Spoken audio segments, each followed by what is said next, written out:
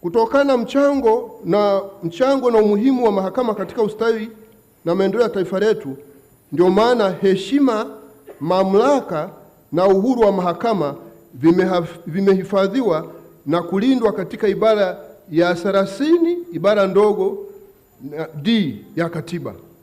Kifungu cha 114 cha sheria ya kanuni ya adhabu, the Penal Code, kinawawajibisha watu wanaodharau mahakama, mamlaka na uhuru wake. Mheshimiwa Rais, tunakupongeza kwa kuendelea kuiheshimu mahakama, mamlaka na uhuru wake kwa kauli na vitendo, hata kudhamiria kwa vitendo kuiwezesha mahakama ya Tanzania ifikie kuwa yenye hadhi duniani. Tunakushukuru sana kwa hatua unazochukua kwa ajili hiyo.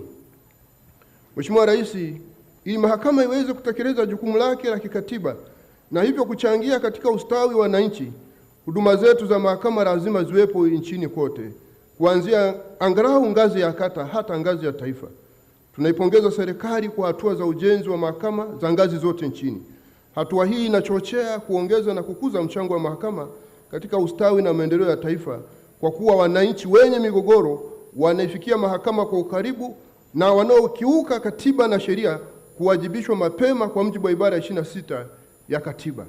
Mheshimiwa Rais, majedwali A, B, C, D na E katika hiyo hotuba yangu kwenye vile vitabu mlivyo navyo yameonyesha miradi ya ujenzi na ukarabati wa mahakama kuanzia mwaka 2020 hadi sasa.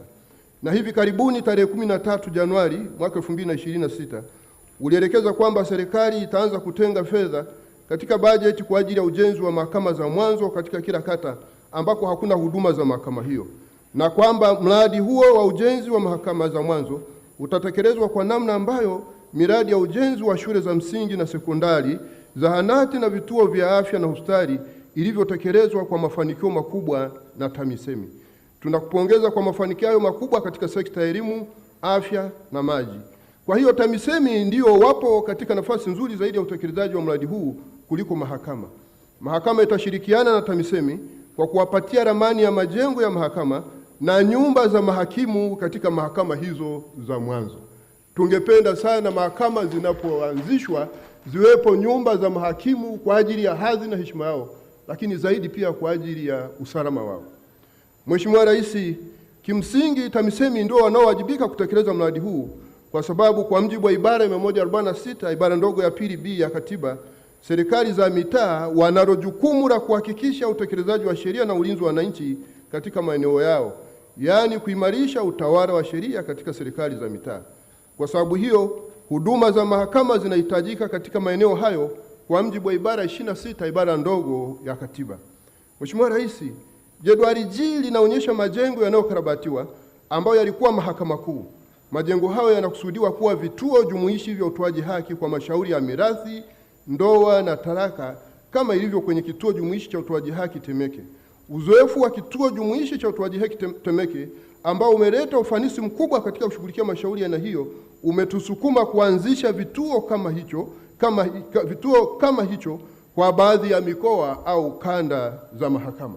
Na miongoni mwa majengo ni hili jengo la Dodoma hapa na jengo la wapi hili mtaliona kwenye ile nani, na tutaanzisha huduma kama hizi hapa.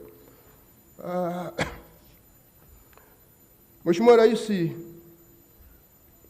vituo jumuishi vya utoaji haki ambavyo viko katika hatua za kukamilika ili vianze kutoa huduma mwezi Machi, yani mwezi ujao mwaka 2026, ni vituo 7 kama vinavyoonekana kwenye jedwali kama jedwali A linavyoonyesha.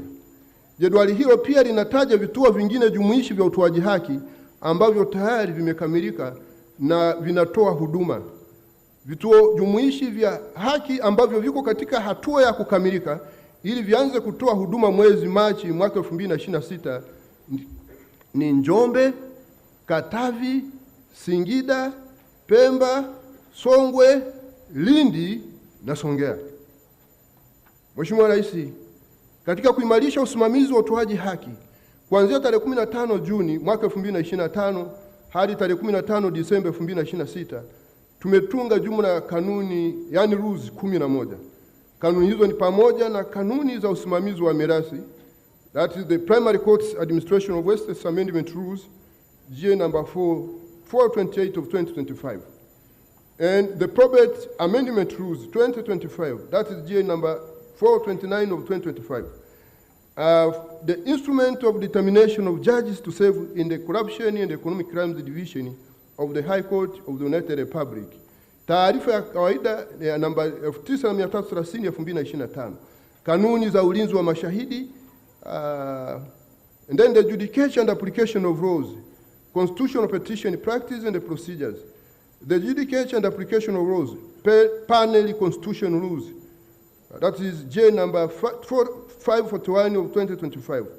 The Civil Procedure Code amendment of the first schedule, rules, that's J number 569 of 2025. The adjudication and application of laws, defense entitlement to prosecution evidence, rules, that's GA number 597, 2025. Now, the adjudication and application of laws, electronic filing amendment rules of 2025, that is GA number 609 of 2025. Taarifa zaidi kuhusu kanuni hizi pamoja na manufaa yake na nyinginezo. Sababu na manufaa yake ni kama zilivyoelezwa katika jedwali F katika hotuba hii, na baadhi yake ameeleza Mheshimiwa Mwabukusi. Lakini niseme tu hapa, hizi kanuni maana wengine watapata vile vitabu. Kwa mfano hizi kanuni za mirathi, tunaboresha usikilizaji wa mashauri ya mirathi. Watu wana machungu ya kufiwa na wapendo wao, halafu sisi tunahangaika huku mahakamani, tunaongezea machungu. Kwa hiyo tunaboresha hizi kanuni ili kuondoa urasimu, lakini na kudhibiti matumizi mabaya ya mali za marehemu. Lakini kwa sababu hiyo na mali na hizo fedha tu za mirathi, kwa hiyo hawa pamoja na masharti mengine wanafungua sasa accounts kwenye mabenki ya kibiashara, na hiyo imetusababishia mambo mazuri, lakini na mabenki nayo yamepata